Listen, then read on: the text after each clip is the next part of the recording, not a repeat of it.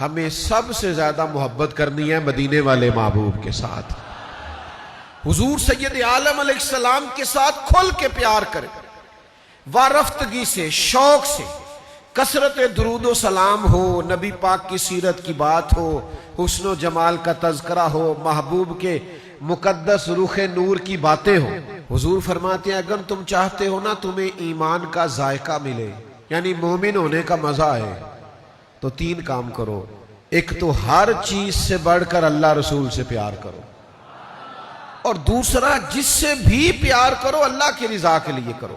یہ لالچ چھوڑ دو، یہ ذاتی مفادات چھوڑ دو، یہ اپنی ذاتی منفعت کے لیے تعلق داریاں لگانی چھوڑ دو، محض اللہ کی رضا کے لیے پیار کرو۔ اور تیسرا فرمایا اسلام قبول کرنے کے بعد کفر کی طرف جانا تمہیں اتنا ناپسند ہو جتنا بندے کو آگ میں جانا ناپسند ہوتا ہے۔ فرمایا یہ تین کام کرو گے تمہیں ایمان کا ذائقہ ملے، نبی پاک سے پیار کرے، رسول اللہ صلی اللہ علیہ وسلم کی غلامی کرے، حضور کی محبت کا شوق اپنی طبیعت میں پیدا کرے۔